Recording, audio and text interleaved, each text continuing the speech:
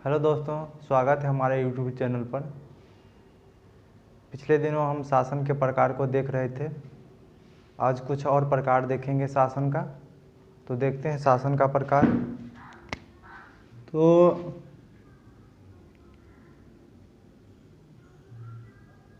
संविधान के आधार पर शासन का दो प्रकार होता है। एक होता है संविधानवाद,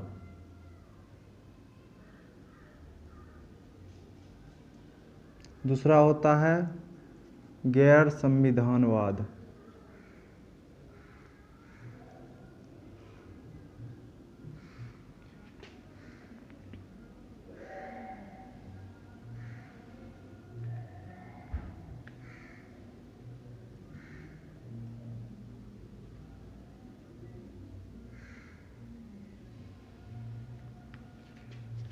तो संविधानवाद में ऐसा होता है कि संविधान के अनुसार उस देश का अपना एक संविधान होता है।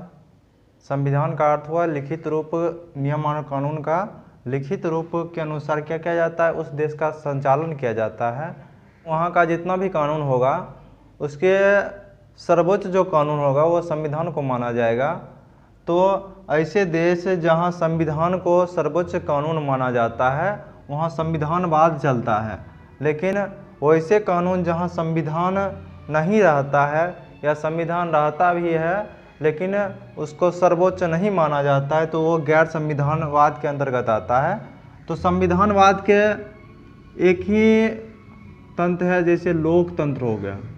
लोकतंत्र जो है वो संविधानवाद का पूरक है, यानी लोकतंत्र जहाँ है वहाँ संविधानवाद होगा ही और संविधानवाद जहाँ है वहाँ लोकतंत्र होगा ही, एक दूसरे का पूरक है। गैर संविधानवाद की बात करते हैं तो वहाँ राजतंत्र चलता है, राजतंत्र चलेगा, तानाशाह चलेगा,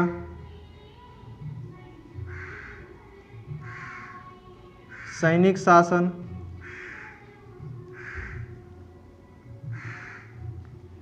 तो जहाँ गैर संविधानवाद होगा वहाँ तो या तो राजा का शासन चलेगा। आप जानते होंगे कि राजा का जो मर्जी होता था उसी के अनुसार वो शासन व्यवस्था चलाता था, यानी राजा का हर एक बोली जो होता था वो एक विधि के समान था और इसे लगभग तो हमेशा निर्णय तो सही हो ही नहीं पाएगा। कुछ ही राजा ऐसे हुए जो सही निर्णय ले पाते थे, लेकिन अधिकतर राजा जो होते थे वो सही निर्णय नहीं ले पाते थे, जिसके कारण जो जनता थी उसको बहुत ज़्यादा परेशानी झेलना पड़ता था। तो राजतंत्र भी ठीक नहीं है क्योंकि उसमें संविधान नियम कानून को वैसा माना ही नहीं जाता है और राजा और उसके सहयोगी के द्वारा क्या किया जाता है, उसका संचालन किया जाता है, जिसके कारण क्या होता है कि सही न्याय नहीं मिल पाता है और जनता का सही से विकास नहीं हो पाता है।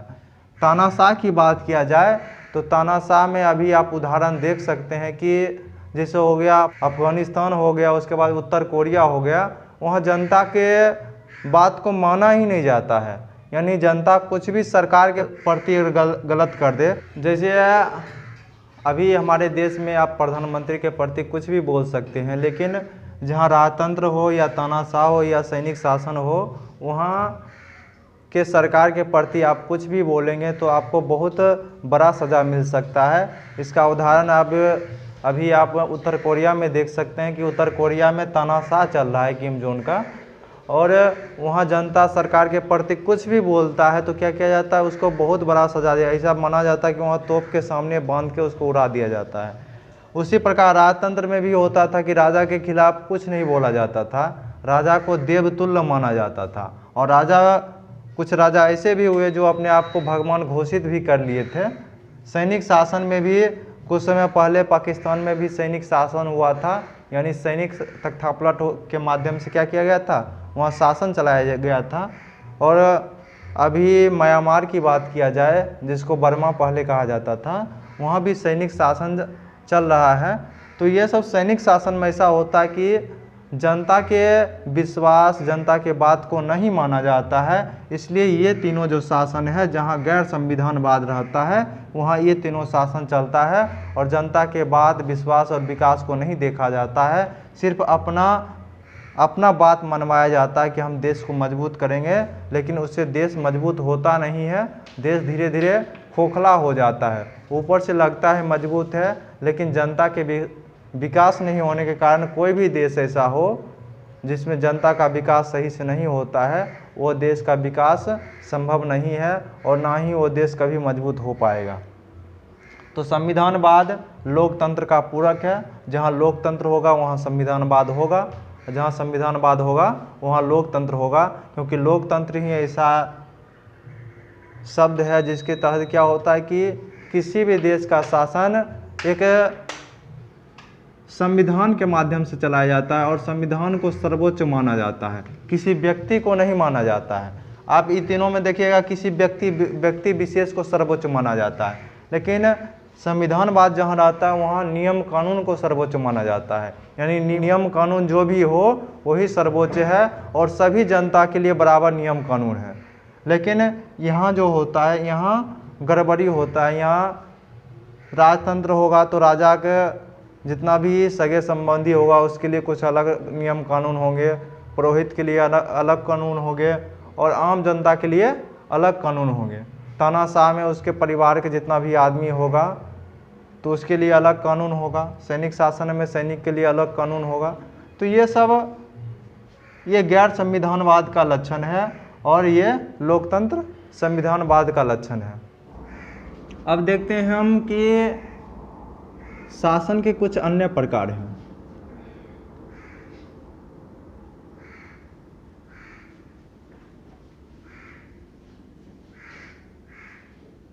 आप ये शब्द बराबर आप सुनते होंगे संविधान में, लेकिन इसका अर्थ निकालने में बहुत ज़्यादा परेशानी होती है। इसलिए हम इस शब्द पूरा को देख लेते हैं, क्योंकि ये सब ही शासन के ही प्रकार हैं। हम पहले ही बताए हैं शासन के बहुत सारे प्रकार होते हैं। कुछ प्रकार को हमने छोड़ दिया जो ज़्यादा जरूरी नहीं था, लेकिन ये सब जरूरी है, इसलिए हम इसको देखते हैं। जैसे शासन के कुछ अन्य प्रकार में आता है केंद्र और राज्य। केंद्र और राज्य कह सकते हैं या प्रांत कह सकते हैं, प्रांत के संबंध के आधार पर।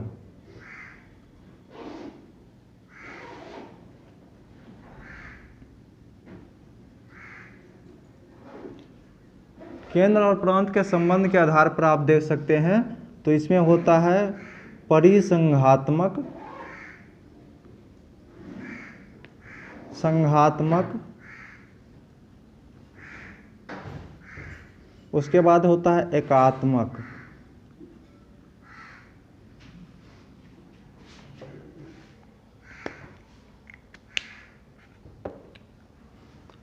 यहाँ परिसंघात्मक में जो होता है कि केंद्र और राज्य का जो भी संबंध होगा, तो यहाँ प्रांत जो होता है, प्रांत ज़्यादा शक्तिशाली होता है। यानी प्रांत के अनुसार ही केंद्र को चलना पड़ता है। इसमें होता है कि प्रांत ज़्यादा शक्तिशाली होता है और इसको ऐसा माना जाता है कि अविनाशी राज्य का विनाशी संघ। इसमें क्या होता है कि राज विनाशी नहीं होता है। आप राज को तोड़ नहीं सकते हैं, लेकिन राज के द्वारा संघ को तोड़ा जा सकता है। यानी संघ से आसानी से राज अलग हो सकता है। जो भी संघ, इसमें क्या होता है कि कुछ राज के समझौता के द्वारा संघ का निर्माण किया गया और जब राज का मन हुआ संघ में शामिल हुआ और जब राज का मन हुआ संघ से बाहर निकल गया। इसलिए राज अविनाशी होता है और संघ विनाशी हो जाता है। वही संघात्मक की बात किया जाए तो संघात्मक में कहा जाता है कि अविनाशी राज्य का अविनाशी संघ। इसमें ना तो राज का विनाश होता है और ना ही संघ का। यानी आप राज्य हैं, संघ में शामिल हो गए, लेकिन आप संघ से बाहर नहीं निकल सकते हैं। संघ के मर्जी के बिना आप बाहर नहीं निकल सकते हैं और संघ कभी ऐसा चाहता ही नहीं है। अभी अमेरिका की बात किया जाए तो अमेरिका शुरू में जो था, शुरू में परिसंघात्मक था, यानी 13 कॉलोनी ने मिलकर एक संघ का निर्माण किया था। लेकिन जैसे जैसे लोकतंत्र का विकास हुआ और धीरे धीरे क्या हुआ कि अमेरिका संघात्मक में आ गया, यानी आप केंद्र से अब अलग हो नहीं सकते हैं। परिसंघात्मक में आप केंद्र से अलग हो सकते हैं, लेकिन संघात्मक में आप केंद्र से अलग नहीं हो सकते हैं। इसलिए इसको कहा जाता है अविनाशी राज का अविनाशी संघ। ना ही इसमें राज का विघटन होता है, ना ही संघ का विघटन होता है। एकात्मक की बात किया जाए तो एकात्मक को कहा जाता है कि विनाशी राज्य का अविनाशी संघ। एकात्मक में होता है कि राज्य को कोई महत्व दिया नहीं जाता है, यानी जो भी महत्व होता है वो केंद्र के पास होता है, यानी संघ के पास होता है। संघ जब चाहे तो राज्य को यानी प्रांत को तोड़ के छोटा बना सकता है, बड़ा बना सकता है, नाम परिवर्तन कर सकता है। ये सभी संघ के पावर होता है। और इसमें क्या होता है कि संघ के द्वारा कुछ शक्तियों का प्रदान राज्य को किया जाता है।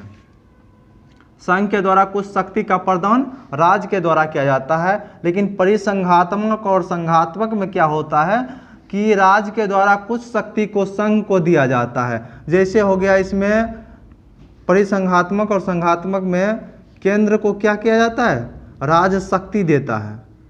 कौन सा शक्ति देगा लेकर, विदेशी शक्ति देगा लेकर, यानी विदेश मंत्रालय आप देखिए, वित्त मंत्रालय आप देखिए, तो ये सब मंत्रालय जो होता है जो दूसरे देश से जुड़ा हुआ रहता है या दो राज्यों के बीच का मामला होता है, वो सभी क्या करता है, सभी राज्य मिलकर केंद्र को स्थानांतरित कर देता है कि केंद्र को कहा जाता है कि आप ये सब मामला देखिए।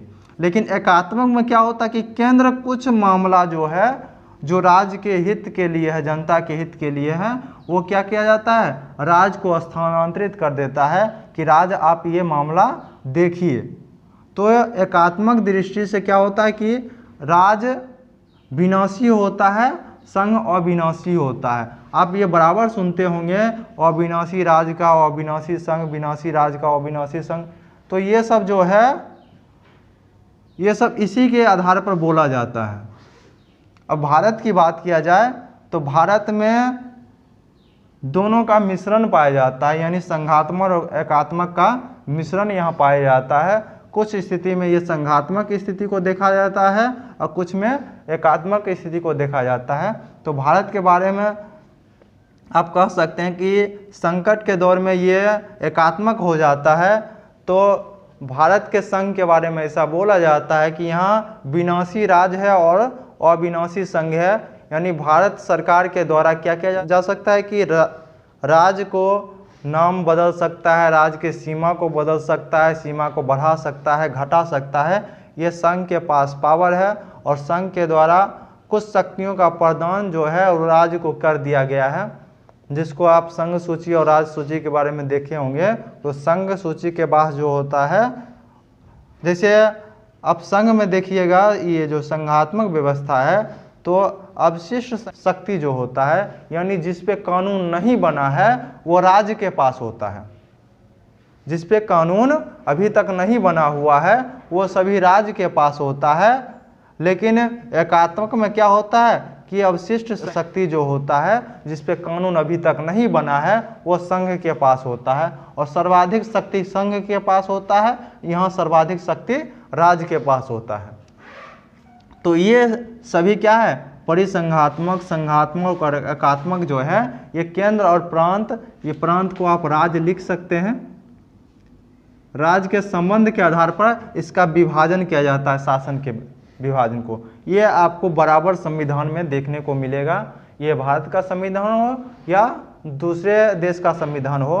प्रायः यह प्रश्न रहता है कि भारत जो है वो संघात्मक है या एकात्मक है। कभी कभी भारत को अर्ध संघात्मक भी बोला जाता है, लेकिन कुछ विद्वानों का मानना है कि भारत का स्वरूप ही ऐसा है जो अलग ही स्वरूप है। इसको ना ही संघात्मक कहा जा सकता है ना ही एकात्मक कहा जा सकता है, ये अपने रूप में विशेष है। जिसमें दोनों का गुण पाया जाता है। कहीं ये संघात्मक गुण होता है और कहीं पर ये एकात्मक गुण से परिपूर्ण है। तो भारत का संविधान दोनों गुण रखता है, क्योंकि संघात्मक दृष्टि में ऐसा देखा जाता है कि राज्य परिसंघात्मक की बात किया जाए तो राज्य अपना मन से अलग हो सकता है। जिस समय भारत आज़ाद हुआ था उस समय क्या था कि भारत को एक मजबूत केंद्र की ज़रूरत थी।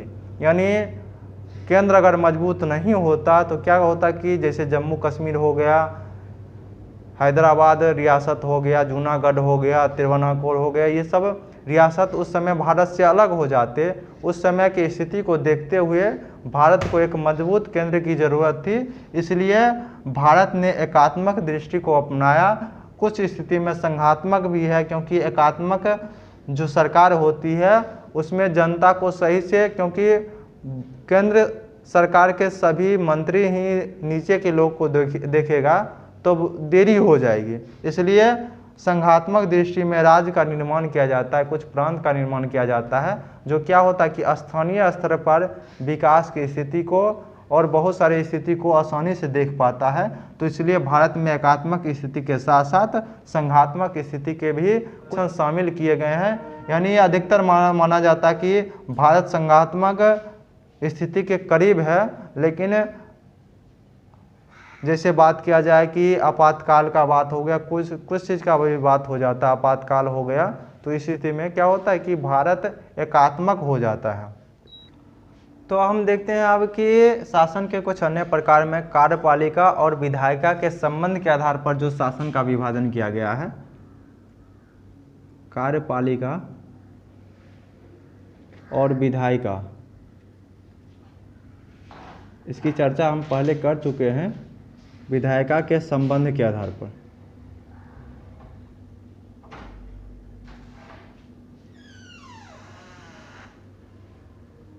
तो इसमें दो प्रकार होते हैं, एक होता है संसदीय व्यवस्था, संसदीय व्यवस्था होता है, दूसरा होता है अध्यक्षात्मक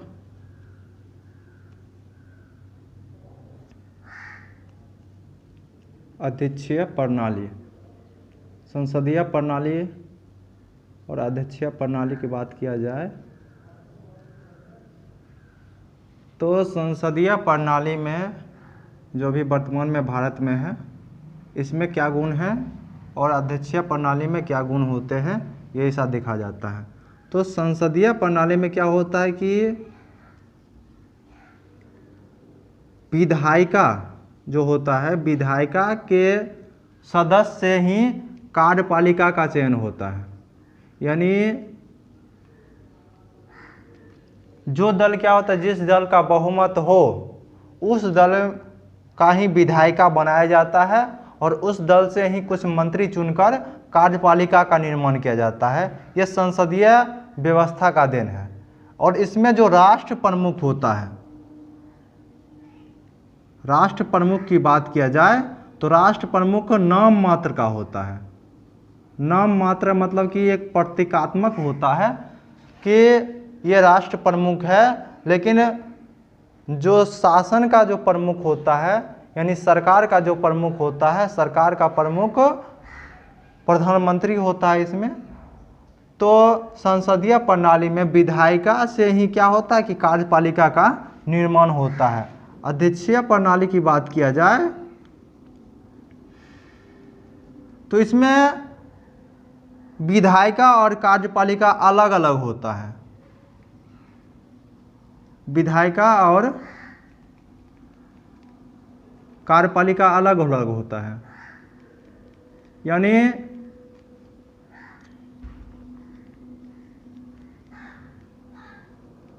ऐसा भी हो सकता है कि एक दल का विधायिका हो और दूसरे दल का कार्यपालिका हो। इसमें क्या होता है कि बहुमत दल के द्वारा संसदीय व्यवस्था के कार्य को संपन्न किया जाता है, लेकिन अध्यक्षीय प्रणाली में क्या होता है कि सीधे जनता के द्वारा राष्ट्रपति का चयन किया जाता है, या निर्वाचन पद्धति में जो जनता के प्रतिनिधि होता है उसके द्वारा राष्ट्रपति का चयन किया जाता है। और विशेष रूप से ऐसा ही माना जाता है कि जनता के द्वारा सीधे राष्ट्रपति का चयन होता है। और अध्यक्षीय प्रणाली में क्या होता है, राष्ट्रपति इसका प्रमुख होता है। इसमें क्या होता है कि दोनों का प्रमुख, राष्ट्र प्रमुख भी और सरकार का प्रमुख भी राष्ट्रपति होता है, लेकिन संसदीय व्यवस्था में सरकार का जो प्रमुख होता है वो प्रधानमंत्री होता है और राष्ट्र प्रमुख राष्ट्रपति माना जाता है या कोई भी सदस्य हो। जैसे इंग्लैंड में भी राष्ट्र प्रमुख राजा होता है, लेकिन वो नाम मात्र का होता है। सरकार का प्रमुख प्रधानमंत्री होता है।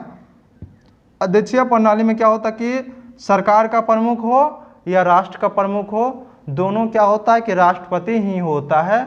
और इसलिए कहा जाता है कि जहाँ भी अध्यक्षीय प्रणाली होता है वहाँ का सरकार जो होता है, वहाँ का राष्ट्रपति जो होता है वो बहुत ज़्यादा ताकतवर होता है, क्योंकि दोनों शक्ति इसी के पास होता है।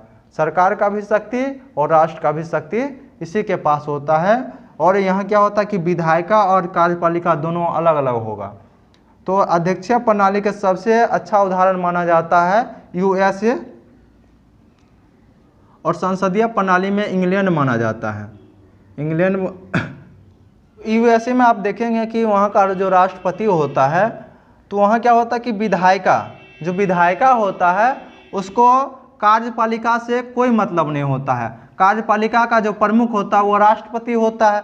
विधायिका अलग दल का भी हो सकता है, उसी दल का भी हो सकता है। तो विधायिका का काम है सिर्फ विधि बनाना और कार्यपालिका का काम है उस विधि कानून को कार्य करना।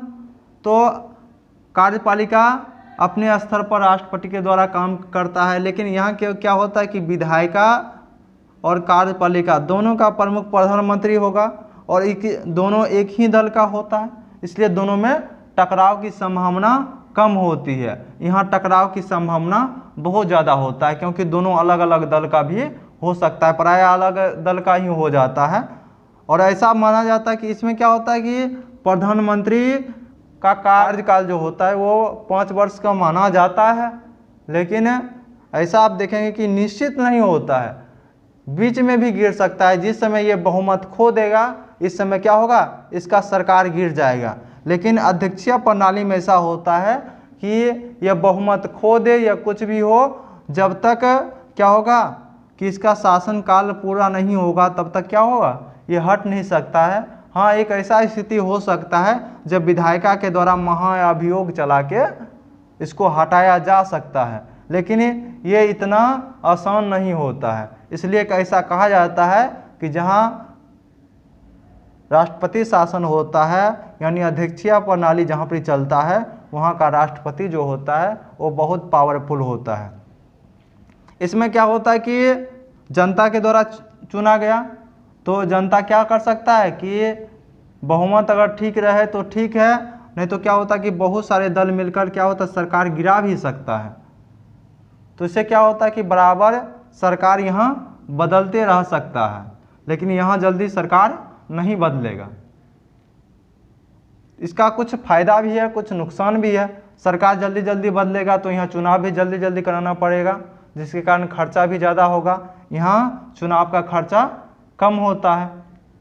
लेकिन ऐसा होता है कि यहाँ अल्पसंख्यक जो भारत में है उसका भी प्रतिनिधि इसमें शामिल हो सकता है संसदीय प्रणाली में। लेकिन राष्ट्रपति यानी अध्यक्षीय प्रणाली में ऐसा होता है कि राष्ट्रपति का चुनाव तो हो जाता है, लेकिन राष्ट्रपति अपने मन से क्या होता है, कार्यपालिका का गठन करता है। कार्यपालिका में उसके मन के अनुसार जो भी होता है वो देखता है कि जिस क्षेत्र में जो विशेषज्ञ हो उसको क्या करता है कि कार्यपालिका में स्थान देता है। यानी तो इसमें ऐसा भी माना जाता है कि कार्यपालिका जो होता है वो बहुत अच्छा होता है। यहाँ संसदीय प्रणाली में ऐसा होता है कि जो भी व्यक्ति हो उसी से प्रधानमंत्री को काम चलाना पड़ता है। वो व्यक्ति चाहे उससे में विशेषज्ञ हो चाहे नहीं हो, लेकिन उसको इससे काम चलाना पड़ता है। इसके कारण क्या होता है कि यहाँ का कार्यपालिका थोड़ा गिरावट रूप रहता है, लेकिन ये जनता के प्रतिनिधि होते हैं। लेकिन राष्ट्रपति के द्वारा जो भी चुना जाता है वो जनता के प्रतिनिधि तो नहीं होता है, क्योंकि राष्ट्रपति का सिर्फ चुना हुआ कार्यपालिका राष्ट्रपति के द्वारा चुना जाता है। यानी राष्ट्रपति इसमें अपने मन के अनुसार भी वैसे आदमी को भी शामिल कर सकता है जो सिर्फ एक ही समुदाय का हो। लेकिन ऐसा संसदीय प्रणाली में ऐसा नहीं हो सकता है। यहाँ सभी, क्योंकि सरकार को मत चाहिए, वोट चाहिए, तो इसके लिए क्या करता है कि उस सभी वर्ग के व्यक्तियों को सरकार में शामिल करता है। लेकिन अध्यक्षीय प्रणाली में ऐसा प्रायः नहीं पाया जाता है कि सभी दल को यहाँ शामिल किया जाए। यहाँ प्रायः देखा जाता है कि जो बहुसंख्यक है उसी का शासन चलते रहता है और अल्पसंख्यक को प्रायः दबा दिया जाता है। वही संसदीय प्रणाली की बात किया जाए तो यहाँ अल्पसंख्यक भी जो होता है, अगर उसको भी पर्याप्त सीट आ जाता है तो वो भी सरकार बनाने की भूमिका में देखा जा सकता है। जैसे आप भारत को देखेंगे कि भारत में 90 के दशक में 1990 और 2000 के बीच में जितनी बार सरकार गिरी और बनाई गई, उससे आप अंदाज़ा लगा सकते हैं कि संसदीय सरकार में सरकार गिराना कितना आसान हो जाता है। तो ऐसा देखा गया कि संसदीय व्यवस्था में सरकार प्रायः आसानी से गिराया जा सकता है। कुछ मत इधर से उधर हो गया तो सरकार आराम से गिर सकता है। इसमें अल्पसंख्यक समुदाय का भी भागीदारी होता है। अध्यक्षीय प्रणाली में अल्पसंख्यक समुदाय का प्रायः भागीदारी नहीं हो पाता है, क्योंकि राष्ट्रपति के अनुसार कार्यपालिका का चयन किया जाता है। यहाँ विधायिका और कार्यपालिका अलग अलग होता है। तो ये जो है, ये कार्यपालिका और विधायिका के संबंध के आधार पर इसको बांटा जाता है, संसदीय प्रणाली और अध्यक्षीय प्रणाली। भारत में आप देखेंगे कि संसदीय प्रणाली चलता आ रहा है। इसका दो कारण था, क्योंकि ब्रिटिश काल से ही यहाँ के जनताओं और जो भी नेता थे उसको संसदीय प्रणाली की आदत लग चुकी थी और इसमें उसकी जानकारी बेहतर थी। उसके बाद दूसरा कारण यह था कि यहाँ विभिन्न समुदाय के लोग रहते थे, तो आप अध्यक्षीय प्रणाली आप लागू करते तो क्या होता, किसी विशेष समुदाय के द्वारा यहाँ शासन की जाती, जो पंथ निरपेक्ष देश के लिए अच्छा नहीं है। इसलिए यहाँ संसदीय प्रणाली अपनाया गया। अब हम देखते हैं कि जो संविधानवाद जहाँ है, संविधानवाद में कुछ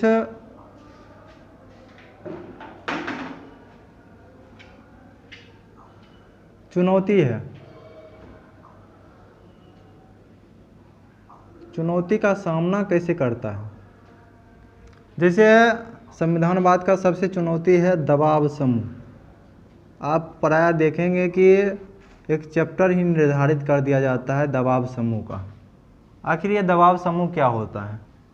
कि कोई भी सरकार चलाया जाता है तो सरकार को दबाव समूह प्रायः, इसमें दूसरे दल के व्यक्ति होते हैं, विरोधी दल के व्यक्ति।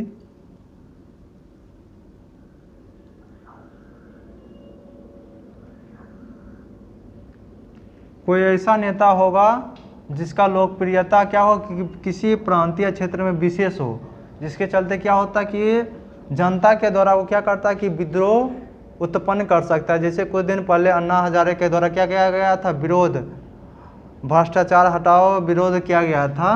तो ये सब क्या है कि दबाव समूह है। विरोधी दल हो गया, एनजीओ के द्वारा भी क्या किया जाता है कि विरोध किया जाता है। तो ये सभी दबाव समूह है और आप प्रायः संविधान में देखेंगे कि दबाव समूह के द्वारा ऐसा कराया गया। इससे सरकार क्या होता है कि एक दबाव, कोई भी सरकार हो, अध्यक्षीय प्रणाली में ऐसा नहीं देखा जाता है, लेकिन संसदीय प्रणाली में ऐसा देखा जाता है कि दबाव समूह, क्योंकि सरकार को हमेशा चुनाव जीतने रहता है और जहाँ भी जीतना है वहाँ को जनता को ध्यान में रखना है। तो इसलिए क्या किया जाता है कि सरकार के द्वारा उस क्षेत्र के जनता को भी संतुष्ट करने का प्रयास किया जाता है। और प्रायः ऐसा देखा जाता है कि जहाँ चुनाव होता है वहाँ सरकार ज़्यादा ध्यान देती है, क्योंकि वहाँ चुनाव उसको जीतना रहता है। तो ये सब भी क्या होता है कि दबाव समूह के अंतर्गत आता है कि सरकार के ऊपर दबाव है कि उस क्षेत्र में चुनाव है और वहाँ के जनता को अगर नहीं देखा जाएगा तो वहाँ उसकी पार्टी हार सकती है।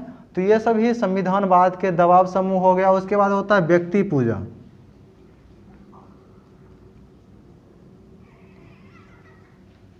व्यक्ति पूजा, जैसे कुछ व्यक्ति इतने भक्त हो जाते हैं किसी सरकार का तो वो उसका पूजा करने लगते हैं। जैसे पंडित जवाहरलाल नेहरू की बात किया जाए, इंदिरा गांधी की बात किया जाए और वर्तमान में नरेंद्र मोदी की बात किया जाए, तो जनता उनका मूर्ति बना के उनका पूजा करना शुरू कर देते हैं। तो ये व्यक्ति पूजा हो जाती है। जो ये संविधानवाद की चुनौती है कि व्यक्ति की पूजा नहीं होना चाहिए और ये संविधान है और संविधान का पालन करते हुए वो सरकार चलाएं। तो कुछ व्यक्तियों के द्वारा क्या होता है कि किसी विशेष व्यक्ति की पूजा की जाती है और दूसरे व्यक्ति के द्वारा उसका विरोध किया जाता है, उसकी मूर्ति को तोड़ा जाता है, जिसके कारण क्या होता है कि दो संप्रदाय का विकास हो जाता है। तो ये संप्रदाय किसी भी देश के लिए खतरा बन सकता है। उसके बाद हो गया अंधविश्वास। अब जहाँ संविधान है वहाँ अंधविश्वास जो है वो बहुत बड़ा खतरा होता है। अब संविधान के अनुसार चलें, यह अंधविश्वास यानी जो परंपरागत लोक मान्यता है कि भगवान के द्वारा ऐसा किया गया है। जैसे अभी मुस्लिम समुदाय के लोग वकालत करते हैं इस बात की शरीयत में जो भी कानून दिए गए हैं वो ठीक है, हाँ ठीक होगा, लेकिन किसी एक व्यक्ति के द्वारा निर्मित सभी के लिए कानून ठीक नहीं हो सकता है। वो सभी व्यक्ति को जब तक ध्यान में नहीं रखेगा तब तक वो कानून ठीक नहीं होगा। तो अंधविश्वास को हम नहीं देख सकते हैं। अंधविश्वास में आदमी इतना घिर जाते हैं कि संविधान को मानते ही नहीं है, कि संविधान ही गलत है।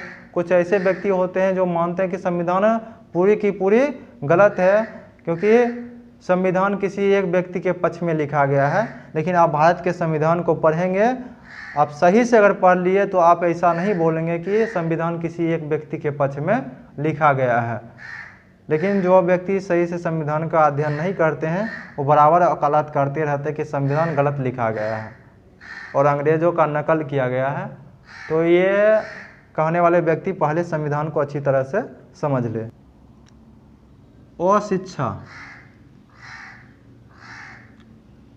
अशिक्षा हो गया, अधिकारी तंत्र हो गया।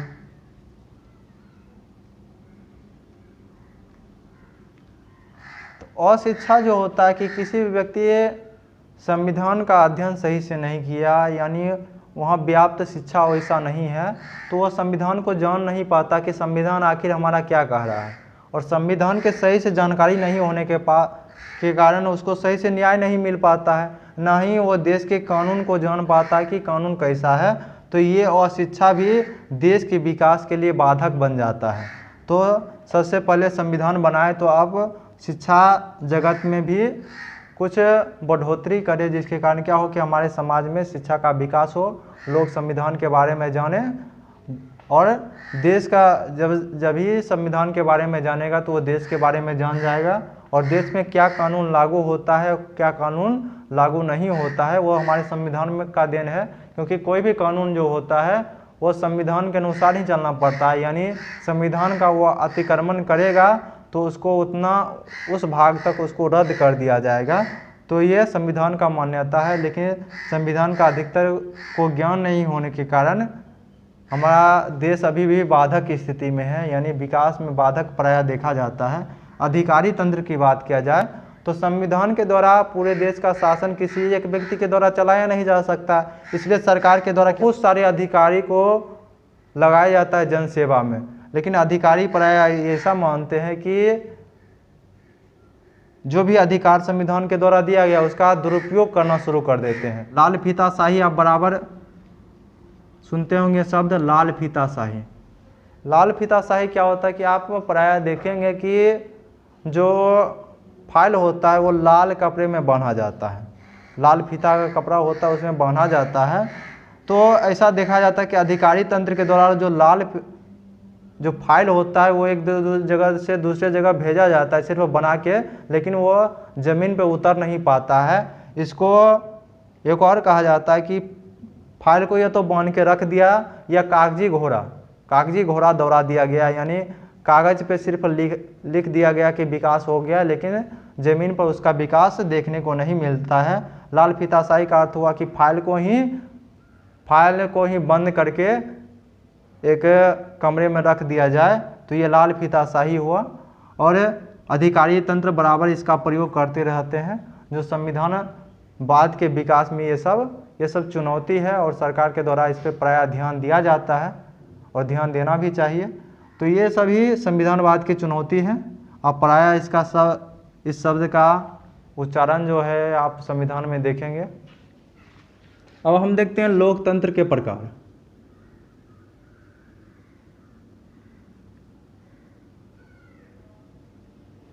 तो लोकतंत्र का विभाजन भी किया जाता है, जैसे जनता के संपर्क के आधार पर,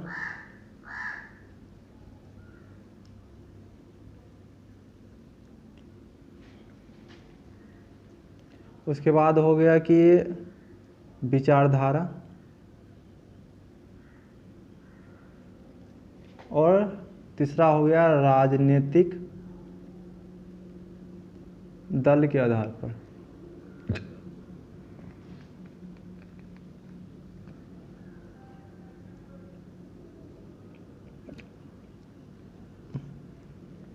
जनता के संपर्क के आधार पर होता है प्रत्यक्ष लोकतंत्र,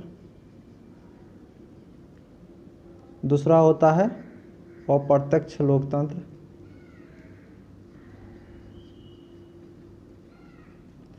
प्रत्यक्ष लोकतंत्र में जनता के द्वारा सीधा शासन किया जाता है, यानी जनता ही विधि का निर्माण करता है।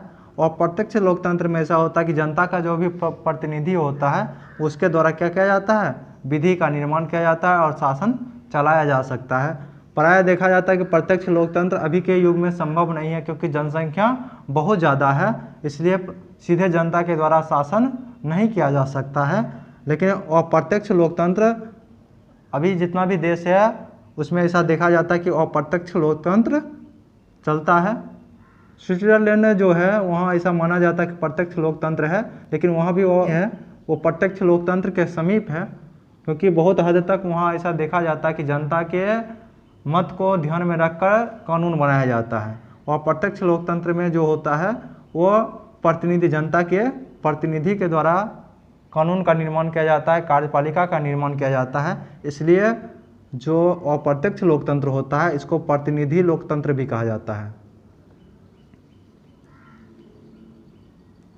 इसको प्रतिनिधि लोकतंत्र भी आप कह सकते हैं। विचारधारा की बात किया जाए तो इसमें होता है उदारवादी, दूसरा होता है समाजवादी। उदारवादी लोकतंत्र और समाजवादी लोकतंत्र। तो उदारवादी लोकतंत्र अभी प्रायः अधिकतर देशों में चल रहा है। इसमें जनता के हितों को ध्यान में रखकर संविधान को उच्च मान के चलाया जाता है। लेकिन समाजवादी लोकतंत्र में ऐसा होता है कि जनता के ये आर्थिक एकीकरण की बात करता है। लोकतंत्र के माध्यम से ये आर्थिक एकीकरण की बात करता है। जैसे पंडित जवाहरलाल नेहरू समाजवादी लोकतंत्र के समर्थक थे और वो लोकतंत्र के माध्यम से आर्थिक एकीकरण की बात करते थे। लेकिन उदारवादी लोकतंत्र में ऐसा देखा जाता है यहाँ आर्थिक एकीकरण को धीरे धीरे मान्यता देता है, यानी धीरे धीरे ये ऐसा हो सकता है। लेकिन समाजवादी लोकतंत्र में ऐसा माना जाता है कि आर्थिक एकीकरण होना ही चाहिए। उदारवादी लोकतंत्र में ऐसा है कि आप जो भी आय कमा रहे हैं वो आपका है, आप कैसे भी कमाएं।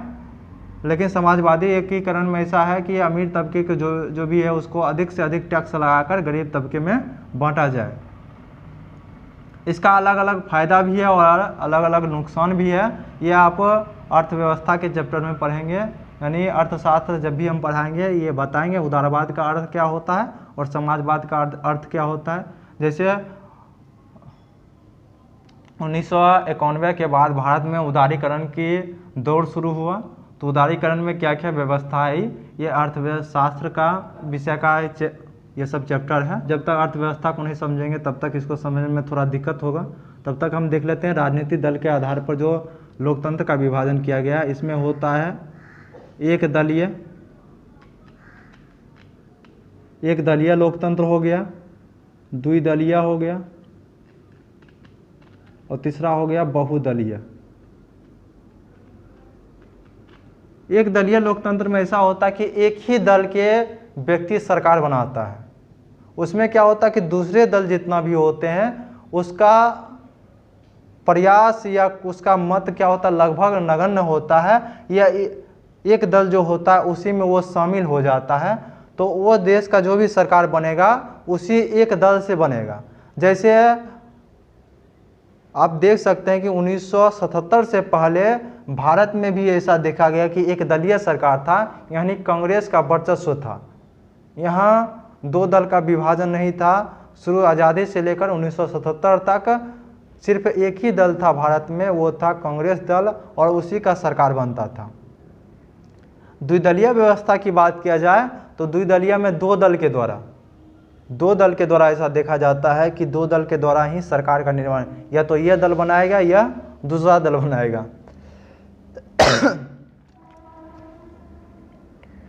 जैसे आप इंग्लैंड की बात कर लें तो इंग्लैंड में दो दल है, एक लेबर पार्टी है, दूसरा डेमोक्रेसी पार्टी है।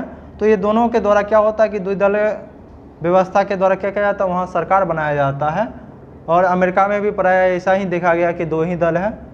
बहुदलीय व्यवस्था जहाँ होती है वहाँ क्या होता है कि बहुत सारे दल होते हैं राष्ट्रीय स्तर पे, और इसके द्वारा सरकार का निर्माण कर सकते हैं। जैसे आप 1990 और 2000 के दशक में देखेंगे कि बहुदलीय व्यवस्था होने के कारण कितना ज़्यादा परेशानी का सामना करना पड़ा भारत में। बहुत सारी सरकार गिरी, आई गई, बहुत जल्दी सरकार गिरती भी थी, और तुरंत दूसरे दल के द्वारा निर्माण भी कराया जाता था सरकार के। तो बहुदलीय व्यवस्था में क्या होता है, बहुत सारे दल होता है, और सभी दल का ऐसा देखा जाता है कि सभी का मत बराबर तो है ही, और उसके द्वारा सरकार निर्माण में भूमिका होती है सभी दल के द्वारा।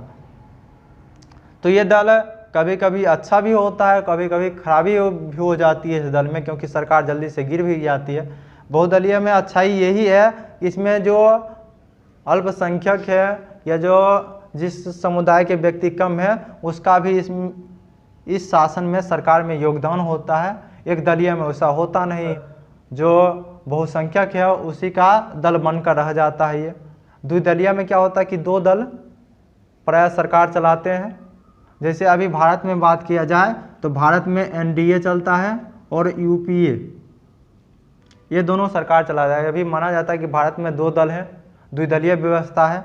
एनडीए जो है, एनडीए में आप भाजपा को मान सकते हैं, भाजपा, लोजपा हो गया, जदयू हो गया, ये सब एनडीए में शामिल है। यूपीए में कांग्रेस के साथ अन्य दल शामिल है। तो ये दो दल क्या गए, राष्ट्रीय स्तर पर ऐसा देखा जा रहा है कि यही दोनों दल का सरकार अभी बन रहा है। तो ऐसा माना जाता है कि भारत में अभी द्विदलीय व्यवस्था है। तो ये सब जो दल है, राजनीतिक दल के आधार पर भी लोकतंत्र का विभाजन किया जाता है। एक दल हो गया, द्विदलीय हो गया और बहुदलीय हो गया। हमें आशा है कि आप लोग सही से समझे होंगे, और अगले सेशन में हम क्या करेंगे कि भारत के संविधान की विकास यात्रा को देखेंगे। और हमें लगता है कि इतना ही शब्द आपके संविधान समझने के लिए काफ़ी है। कुछ शब्द ऐसे होंगे जो संविधान में मिलेंगे, वो चैप्टर के साथ हम उसका विशेषता और उसके बारे में चर्चा करते चलेंगे। तो आज का सेशन यही समाप्त होता है। धन्यवाद।